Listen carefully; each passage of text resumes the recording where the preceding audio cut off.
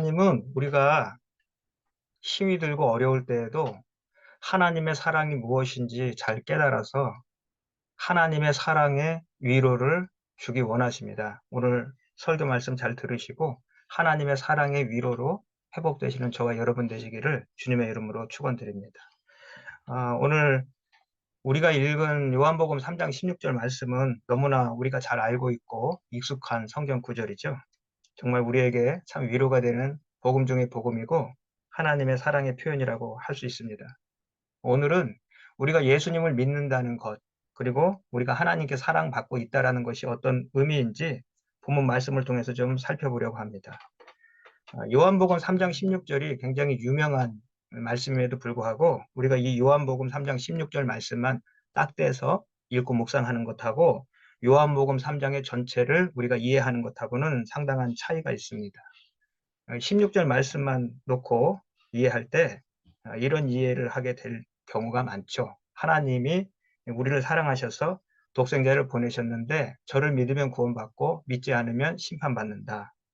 하나님이 우리를 사랑해서 예수님을 보내셨으니까 그 은혜에 보답하기 위해서 우리가 예수를 믿기 위해서 힘써야 한다라는 것이 우리의 생각인데 이것이 바로 우리의 선입견입니다. 무슨 말씀이냐 하면 하나님이 이만큼 우리를 사랑하셨으니까 우리도 이만큼 뭔가를 해야 된다. 그래서 사랑이라는 것은 혼자서는 할 수 없고 둘이서 완성되는 작품이라고 이제 생각을 하는 것이죠. 우리가 흔히 드라마나 또는 영화에 보면은 정략 결혼이라는 것들이 나옵니다. 그래서 서로가는 사랑하지 않는데 재벌가의 어떤 정략 결혼이라든지 아니면 뭐 왕자나 공주가 예전에는 정략 결혼들을 많이 했잖아요. 사랑하지 않기 때문에 결혼할 수 없어서 도망을 친다든지 뭐 이런 경우도 있고요. 영화나 드라마의 소재로 왕왕 등장하는 것입니다. 또 반대로 로미오와 줄리엣 이야기도 우리가 잘 알죠. 이것은 그 반대죠. 둘은 서로 사랑하는데 원수 가문 출신들이기 때문에 사랑이 이루어지지 않고 이제 비극으로 끝나는 이런 경우도 있습니다. 그런데 이 두 가지 경우의 공통점은 뭐냐 하면 우리가 이런 것을 볼 때 어떤 생각을 갖게 되냐. 사랑이라는 것은 결국 쌍방간이 노력을 해야 되고 쌍방간의 결합이다라는 생각을 가지게 되는 것이 바로 우리의 선입견이라는 것입니다. 그래서 이미 사랑은 둘이서 완성하는 작품이다라는 생각이 우리에게 있는 것이죠. 그래서 이런 선입견을 가지고 오늘 요한복음 3장 16절에 접근을 해서 보면 어떤 해석이 나오냐 하면 우리가 최소한의 양심이라도 있다면 하나님이 나를 이렇게 사랑해 주셨는데 말이야. 당연히 회개하고 예수를 믿어야 되지 않겠느냐? 왜 그렇게 못할까? 흔히들 이런 생각을 갖게 된다는 것이죠. 그런데 성경에서 사랑이라는 단어를 이해하려면 중요한 것이 있습니다. 그게 뭐냐 하면 누가 사랑을 했느냐 하는 것입니다. 사랑의 주체자가 누구냐?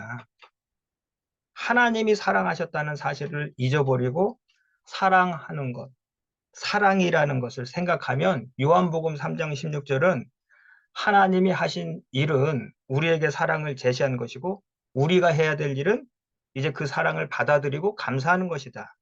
이렇게 생각을 하게 되는 것이죠. 그런데 여기서 이제 우리가 알아야 할 것이 있는데 성경에서 말씀하시는 하나님은 어떤 분이시냐 하는 거예요.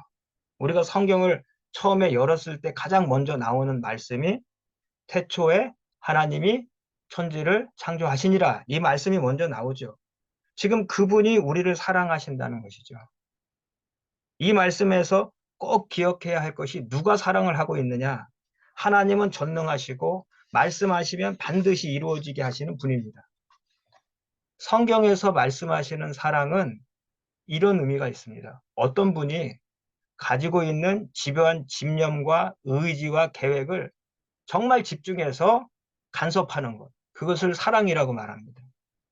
사랑이라고 하는 단어는 사랑을 하는 사람, 즉 주체자가 분리되어서는 사랑이라는 단어만 따로 떼어놓고는 사용할 수 없는 단어입니다. 우리가 사랑한다, 사랑한다 이야기하지만 우리는 제한된 한계 상황 속에서는 사랑할 능력이 부족하고 또 그것을 제대로 사용할 힘이 없는 사람들이기 때문에 우리는 사랑이라는 단어를 떼어놓고 이야기하기를 좋아합니다. 그러나 원래는 그렇게 사용할 수 없는 단어가 사랑이라는 단어입니다.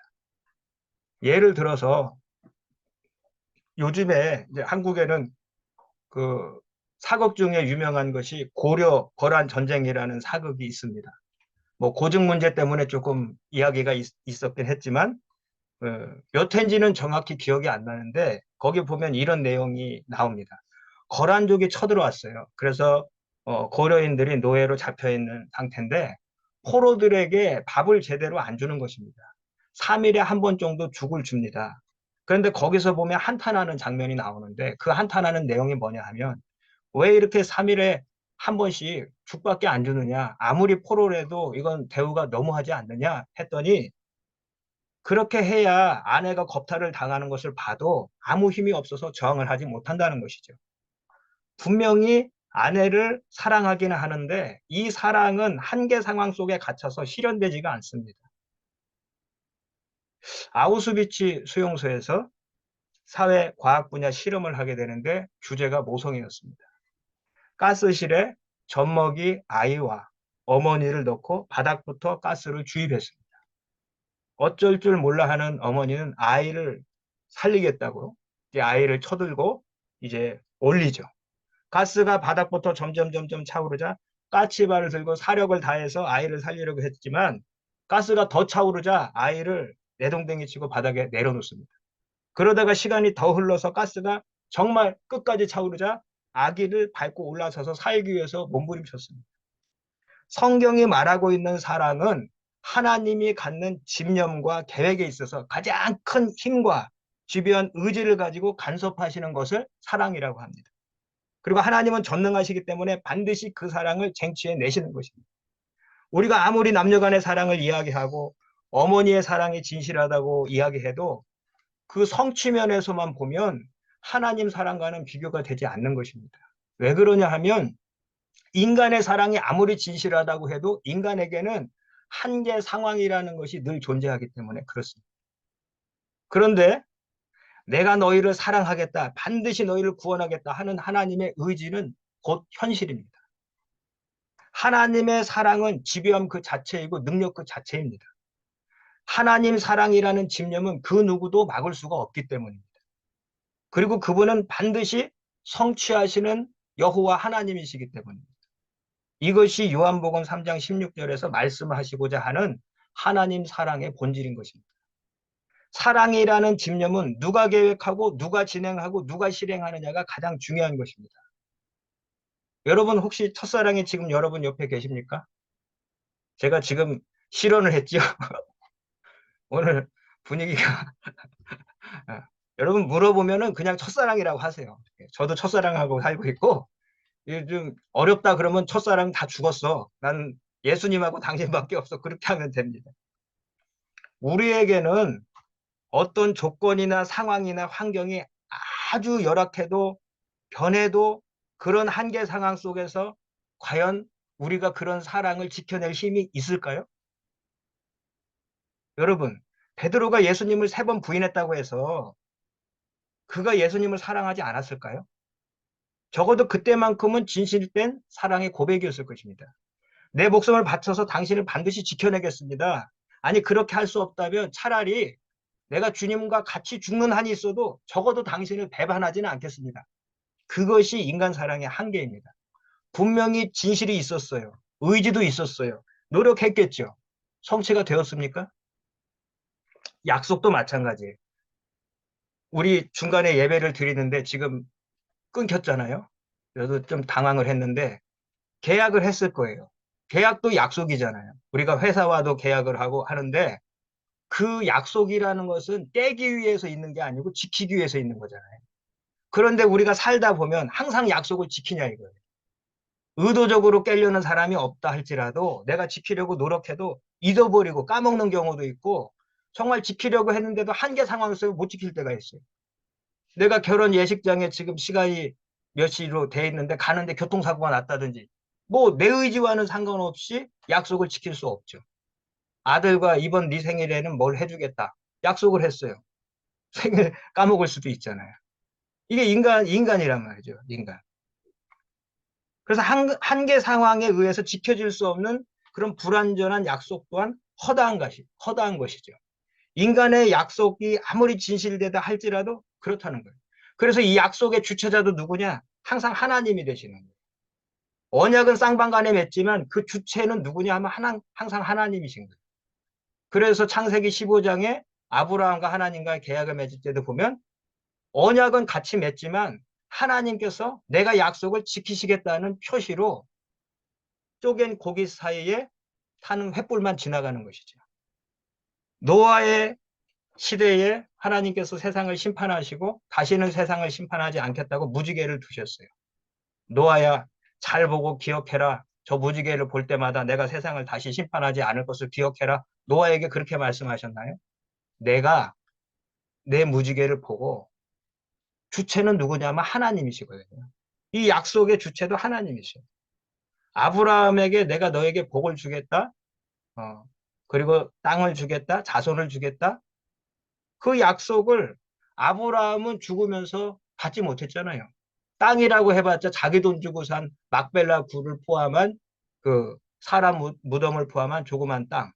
그리고는 죽잖아요. 그런데 출애굽기에 보면 하나님께서 아브라함과의 언약을 기억하사 저들의 부르짖음을 듣고 모세를 보내시는 건 아닙니까? 400년이 지나도 하나님은 기억하셔요. 당신께서 약속을 지키는 주체자이시고 약속하신 당사자이기 때문에 반드시 지키시는 거예요. 우리는 40년 전에 약속했다. 계약서가 있다. 까마득하게 잊어버릴 거예요. 하나님은 400년이 아니라 4000년이 지나도 그 약속을 지키세요. 우리가 오늘 요한복음 3장 16절 말씀을 보고 있는데 사랑 또한 같은 이치라는 거예요. 누가 사랑을 하느냐? 사랑의 주체가 누구냐? 그 이야기를 하고 싶은 것입니다.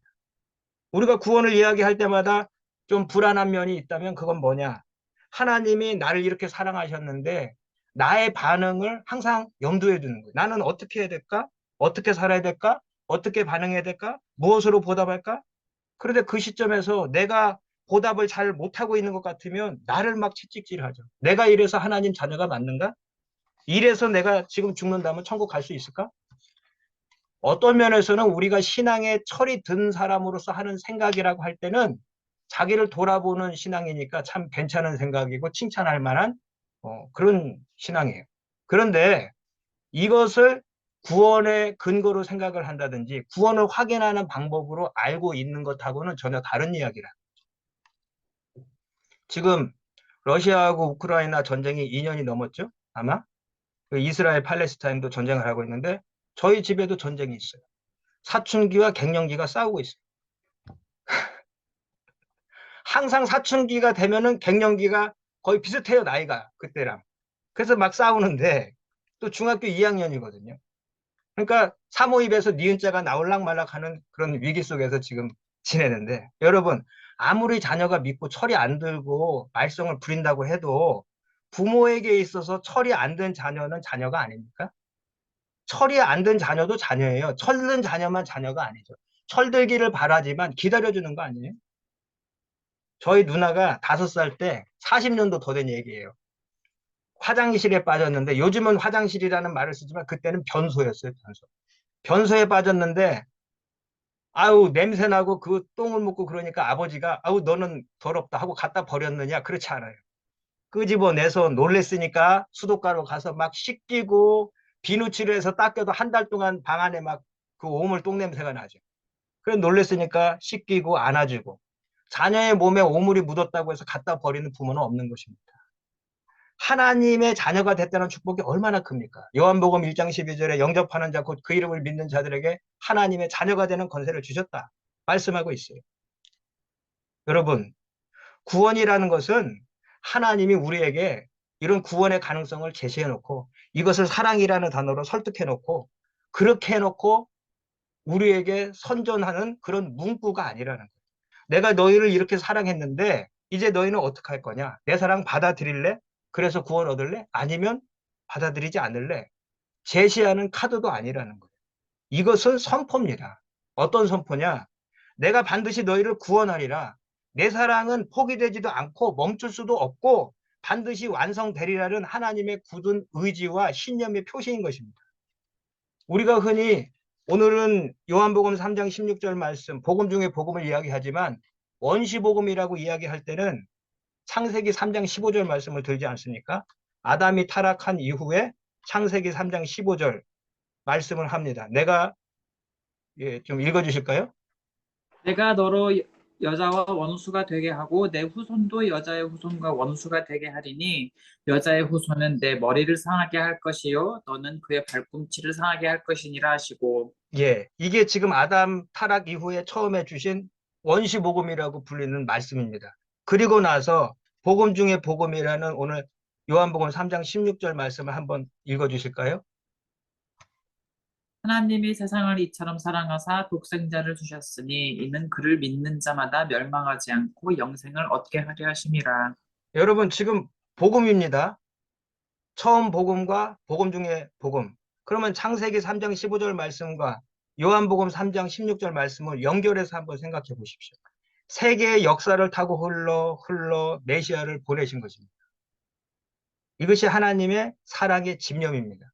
예수님의 족보를 보시면 얼마나 많은 위기가 있었는지 모릅니다. 마태복음에 예수님의 족보를 시작하죠. 아브라함과 다윗의 자손 예수 그리스도의 세계를 하면서 그 족보가 쫙 나오는데 역대기에도 마찬가지고요. 거기 보면 얼마나 많은 위기를 겪습니까? 하나님 나라를 위해서, 구원을 위해서, 사랑을 위해서 하나님이 계획하신 그 계획을 방해하는 악한 영의 세력이 얼마나 많이 이 하나님의 사랑을 회방하냐 이거예요. 하나님의 백성으로 가인과 아벨 가운데 아벨을 택하셨는데 아벨을 죽여버리죠. 그때 하나님이 그냥 끝내는 게 아니고 실패한 것이 아니고 셋의 계열을 통해서 또 하나님의 거룩한 역사를 이어가는 것입니다. 마귀는 계속 공격합니다. 집요하게 하나님의 사랑과 구원과 약속을 방해합니다. 그러나 노아 시대 때 세상이 심판받고 하나님의 백성들마저도 타락하고 세속화되었다 할지라도 또 노아라는 하나님의 은혜 받은 사람들을 통해서 그 역사를 이어가시죠. 물론 거기서 또 함이나 가나안이나 또 마귀의 역사가 있어서 또 집요하게 방해를 하지만 결국 그런 위기 속에서 아브라함은 위기가 없었나요? 이삭은 위기가 없었나요? 요셉은 위기가 없었나요? 계속되는 위기와 공격 속에서도 결국 하나님은 예수 그리스도를 오게 하시더라는 것입니다. 여러분, 요한복음 1장 12절 말씀과 그 뒤에 바로 이어지고 있는 요한복음 1장 13절 말씀의 의미를 묵상해 보십시오. 자, 영접하는 자 읽어주십시오. 영접하는 자 곧 그 이름을 믿는 자들에게는 하나님의 자녀가 되는 권세를 주셨으니. 이 구절 하나만 가지고 우리가 보면 예수 그리스도를 영접하면 내가 구원 얻는 것이고 그렇지 않으면 심판받는 겁니다. 그렇죠? 그건 내가 선택하는 거예요. 이 한 구절만 놓고 보면. 그런데 바로 이어지는 13절 말씀을 같이 한번 보시기 바랍니다. 이는 혈통으로나 육정으로나 사람의 뜻으로 나지 아니하고 오직 하나님께로부터 난 자들. 내가 예수를 선택한 것 같고 복음을 선택한 것 같고 기독교에 동그라미를 친 것 같지만 이는 하나님께서 우리를 예정하시고 계획하시고 하나님 구원 의지 속에 우리가 들어 있었기 때문이라는 것입니다. 오늘 요한복음 3장 16절에 하나님이 세상을 이처럼 사랑하사 이 말씀까지 가운데 우리가 한 세 가지 정도를 생각해 보면 먼저 사랑하셨다는 것, 그리고 하나님, 그리고 이처럼 사랑하셨다. 하나님이 우리를 사랑하셨는데 어떻게 사랑하셨느냐? 이처럼 사랑하셨다. 그러면 여기서 이처럼이 어떤 사랑을 말하는 것입니까? 조금 더 보시면 독생자를 주셨으니가 나오죠. 예. 요한복음 3장 16절과 15절 말씀을 한번 읽어주시기 바랍니다. 이는 그를 믿는 자마다 영생을 얻게 하려 하심이니라. 하나님이 세상을 이처럼 사랑하사 독생자를 주셨으니 이는 그를 믿는 자마다 멸망하지 않고 영생을 얻게 하려 하심이라. 지금 15절과 16절 말씀을 같이 놓고 보시면 15절 말씀과 16절 말씀에서 뭘 발견할 수 있습니까? 이는 그를 믿는 자마다 영생을 얻게 하려 하심이라. 잘 보시면 16절에서 멸망치 않고라는 말만 첨가됐지 문장이 같습니다. 그러면 여기서 다시 14절 말씀과 15절 말씀을 이어서 보시고 다시 16절을 보시기 바랍니다. 14절, 15절, 16절 이렇게요. 모세가 광야에서 뱀을 든 것 같이 인자도 들려야 하리니 이는 그를 믿는 자마다 영생을 얻게 하려 하시니 하나님이 세상을 이처럼 사랑하사 독생자를 주셨으니 이는 그를 믿는 자마다 멸망하지 않고 영생을 얻게 하려 하심이라. 예, 감사합니다. 그럼 여기 지금 14절과 15절에 이미 동일한 이야기를 먼저 해놨죠. 그리고 나서 다시 16절에서 그것을 합해서 이야기하고 있는 것입니다. 그러므로 앞에서 말한 이처럼이라는 것은 당연히 독생자를 보내신 일을 말하죠. 그래서 14절 말씀을 풀어서 이야기하자면 모세가 광야에서 뱀을 든 것 같이 아들을 보내셨다라는 말씀입니다. 우리를 사랑하시고 우리를 구원하기 원하시는데 우리를 구원하시는 방법은 오직 그거밖에 없다라는 이야기예요. 모세가 광야에서 뱀을 든 모습은 저주와 심판에 처한 하나님의 진노 아래서 멸망당해야 마땅한 그런 죄로 인한 처절한 심판의 모습입니다. 노뱀이 구원을 상징하는 것이 아닙니다. 성경에 보면은 뱀은 대부분 마귀로 묘사가 되죠. 여기서 노뱀은 예수님의 구원과 관련해서 비교를 하고 있는 것이 아니라 노뱀은 저주와 심판을 상징하는 것입니다. 신명기 21장 23절에 나무에 달린 자마다 저주를 받은 자라고 했습니다. 죄로 인한 형벌, 우리 죄 때문에 대신 심판받아야 하는 오실 메시아 예수 그리스도와 비교해서 상징적으로 지금 쓰이고 있는 것입니다. 그러니까 모세 노뱀 비유는 노뱀을 쳐다보면 살았으니까 예수를 믿으면 사는데 왜 선택하지 않느냐. 지금 그 이야기를 하기 위해서 인용되고 있는 구절이 아닙니다. 우리에게 구원을 다 예비해 놓으신 하나님이 이제 선택만 남았다. 너 이제 어떡할래? 예수 믿을래 안 믿을래? 이것을 구원의 선택을 묻고 있는 것이 아니라는 말씀입니다. 내가 너희를 구원한 방법은 오직 이 한 가지밖에 없다라는 사실을 강조하고 있는 것입니다. 얼마 전에 제가 뉴스를 보니까 어느 정당 국회의원이 3대째 군복무를 했다고 그래서 상을 받았습니다. 제가 거기에 실명으로 댓글을 달았습니다. 먼저 이런 말씀을 드립니다. 저는 야당도 아니고 여당도 아니고 예수당입니다. 서민들은 당연한 일을 왜 국회의원들은 칭찬받고 상을 받아야 하는가? 그 현실이 부끄럽다. 제가 그렇게 글을 달았습니다. 그것이 왜 상 받을 일인가? 당연한 일 아닌가? 얼마나 국회의원들이 군복무를 제대로 안 하면 3대째 국방의 의무를 수행한 것이 상 받을 일이 되었는가 말이죠. 예전에 신의 아들이다, 장군의 아들이다 이런 얘기가 많았습니다. 얼마 전에 북한에서 미사일을 쏴올렸습니다. 요즘은 뭐 잠수함으로 핵미사일을 쏘겠다고 협박하고 있습니다. 그래도 러시아, 중국은 항상 북한 편입니다. 특히 중국은 북한과는 혈맹입니다. 그런데 여러분 6.25 때 어떤 일이 있었는지 아십니까? 중공의 최고 지도자였던 모택동의 큰 아들이 6.25 전투에 나갔다가 미 공군의 융단 폭격을 받고 전사합니다. 모택동의 입장에서 생각해 보십시오. 북한을 포기할 수 있겠습니까? 둘째 아들은 좀 모자랐어요. 그러나 첫째 아들은 굉장히 수재였습니다. 그 아들이 중국을 위해서도 아니고 북한을 위해서 전투에 나갔다가 죽었어요. 어떤 전쟁입니까? 아들을 잃은 전쟁이에요. 포기하겠습니까? 그것이 무엇이 됐든 인해 전술이 됐든 뭐가 됐든 악착같이 싸워서 승리해야 아들의 희생에 의미가 있지 않겠습니까? 중국의 모택동의 입장에서는 그렇다는 거예요. 지금 공산주의니 무슨 주의니를 따지자는 게 아니고 아버지로서 보면 아들이 희생된 전투입니다. 지금도 모택동 장남의 시신은 중국 땅에 있지 않고 북한 땅에 있는 것으로 알고 있습니다. 로마서 5장 8절, 9절, 10절 말씀 읽어주십시오. 우리가 아직 죄인 되었을 때 그리스도께서 우리를 위하여 죽으심으로 하나님께서 우리에 대한 자기의 사랑을 확증하셨느니라. 그러면 이제 우리가 그의 피로 말미암아 의롭다 하심을 받았으니 더욱 그로 말미암아 진노하심에서 구원을 받을 것이니 곧 우리가 원수 되었을 때 그의 아들의 죽으심으로 말미암아 하나님과 화목하게 되었은즉 화목하게 된 자로서는 더욱 그의 살아나심으로 말미암아 구원을 받을 것이니라. 아멘. 이게 하나님의 사랑입니다.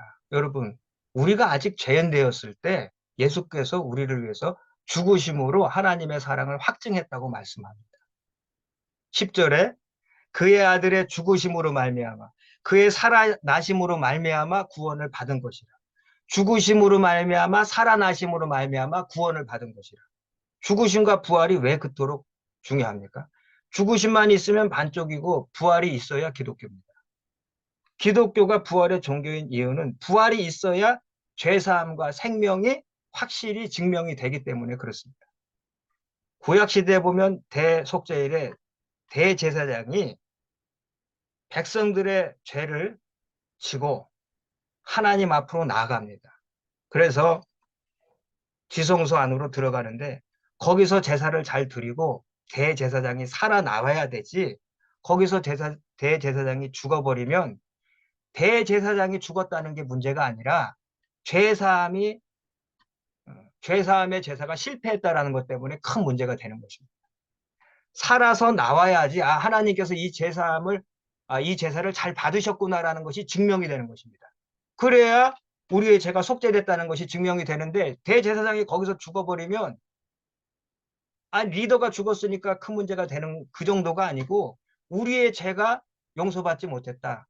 하나님께서 우리 예배를 제사를 받지 않으셨다라는 것이 되는 것입니다. 그래서 들어간 제사장은 살아서 나와야 되는 것입니다. 그래야 하나님이 우리 제사를 받으셨다는 것이 증명이 됩니다. 예수 그리스도께서 죽으시고 부활하심으로 말미암아 우리의 모든 죄가 예수 그리스도의 단 한 번의 희생 제사를 통해서 하나님께서 받으시는 제사가 됐다라는 것이 증명되었고, 그래서 우리가 영생을 얻게 되는 것입니다. 하나님의 입장에서 보시면 창세기 3장 15절에 우리를 위해서 십자가 사랑으로 구원을 계획하시고 계심을 선포하시고 그 집념으로 수천 년간 간섭하시다가 드디어 때가 되니까 예수 그리스도의 순종하심을 통해서 사랑을 완성하신 것입니다. 마귀와 싸우겠다, 죄를 심판하시겠다 선전포고하시고 아들을 희생시키면서까지 마귀와 치르신 전투인데 저와 여러분을 포기하시겠습니까? 여러분은 여러분을 포기할지 몰라도 하나님은 절대 여러분을 포기하지 않는 줄 믿으시기 바랍니다. 왜냐하면 오늘 우리가 읽었던 로마서 5장 8절 9절 10절 말씀처럼 우리가 아직 죄인 되었을 때 그분의 독생자 예수 그리스도를 희생시키면서까지 저와 여러분을 구원하셨기 때문입니다. 이것이 하나님의 사랑이요 요한복음 3장 16절 말씀의 깊은 의미입니다. 여러분의 선택의 문제가 아닙니다. 하나님의 사랑, 그분의 집념의 문제입니다. 여러분을 향한 그분의 사랑은 죽음보다 강하시다는 것을 아셔야 됩니다. 그분은 그 사랑이 가능하십니다. 왜냐? 그분은 전능하신 하나님이시기 때문입니다. 우리는 그분을 섬기고 있는 것이고 그분이 저와 여러분의 아버지 되시는 것입니다. 그래서 여러분이 힘이 없고 때로는 슬프고 고단하고 좌절감에 쌓여도 때로는 여러분도 여러분 자신을 포기하고 싶을 만큼 괴로울 때에도 여러분에게는 위로가 있는 것입니다. 저희 교회는 주보에 하이델베르크 교리 문답을 싣고 있습니다. 네. 문답을 하죠. 거기 처음 일문일답을 보면 이런 질문이 나옵니다. 살아서나 죽어서나 당신의 유일한 위로는 무엇입니까? 살아서나 죽어서나 나는 나의 것이 아니요 몸도 영혼도 나의 신실한 구주 예수 그리스도의 것입니다.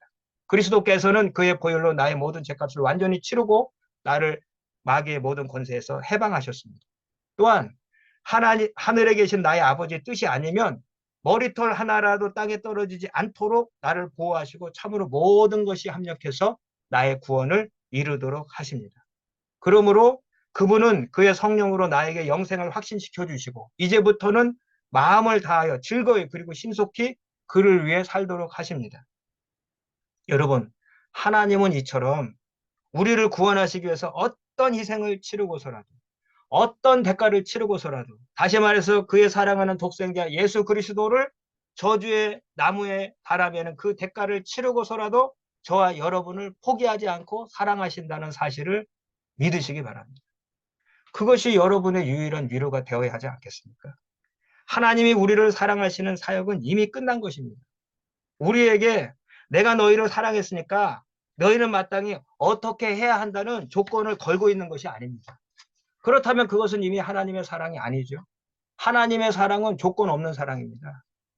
우리가 하나님을 선택할지 안 할지 조건을 준다고 한다면 그것은 우리에 의해서 구원을 줄 수도 있고 안 줄 수도 있는 것이 되는 것입니다. 그것은 복음이 아닙니다. 하나님은 우리를 구원하시려고 예수 그리스도를 보내신 것입니다. 예수님이 우리의 죄값을 지불하신 것입니다. 내 모양이 이 꼴인데 아니 어제도 회개했는데 오늘 또 실수를 하네. 자기 자신을 바라보지 마시고 오직 예수 그리스도의 십자가만 바라보시기 바랍니다. 거기에서 회복이 일어나는 것입니다. 예수 안에서 회복이 일어납니다. 누가 여러분을 사랑하십니까? 하나님이 여러분을 사랑하십니다. 여러분, 이거 한번 생각해 보셨습니까? 예수님이 한 번이라도 베드로를 미워하신 적이 있었을까요? 저는 없었을 거라고 믿습니다. 베드로가 마태복음 16장 16절에 주는 그리스도시요 하나님의 아들이십니다 할 때는 사랑하셨다가 나는 그 사람을 모릅니다. 3번 부인할 때는 미워하셨을까요? 그랬다면 베드로는 회복되지 않았을 것입니다. 사랑만이 그를 회복시키는 것입니다. 갈릴리 바닷가에서 예수님과 재회했을 당시를 한번 생각해 보십시오. 네가 나를 사랑하느냐는 질문이 베드로에게 그의 사랑을 확인하기 위한 질문이었다고 생각합니까? 전지전능하신 하나님이 굳이 그 질문을 받아내야 했을까요? 뒤끝이 있어서 내가 네 입으로 시인하는 거 꼭 들어야 되겠다. 예수님이 그래서 확인하려고 했을까요? 저는 그 3번의 질문이 베드로야, 나는 너를 사랑한다. 나는 어떠한 일이 있어도 너를 사랑한다. 네가 어떤 반응을 보이고 어떻게 변질되고 어떻게 나에게 반응해도 나의 사랑은 한 번도 변한 적이 없고 지금도 여전히 너를 사랑하고 있다라는 예수님 입장에서의 사랑의 고백이 아니었을까? 저는 그렇게도 생각해 보는 것입니다. 예수님이 베드로의 사랑을 확인하는 지점에서 회복이 일어나는 것이 아니라 베드로가 예수님의 사랑을 확인하는 과정에서 회복이 일어나는 것입니다. 이게 하나님의 사랑입니다. 여러분 모두가 예수 안에서 회복이 일어나시기를 진심으로 소망합니다. 예수님의 사랑으로 여러분의 모든 것이 회복되시기를 주님의 이름으로 축원드립니다. 예.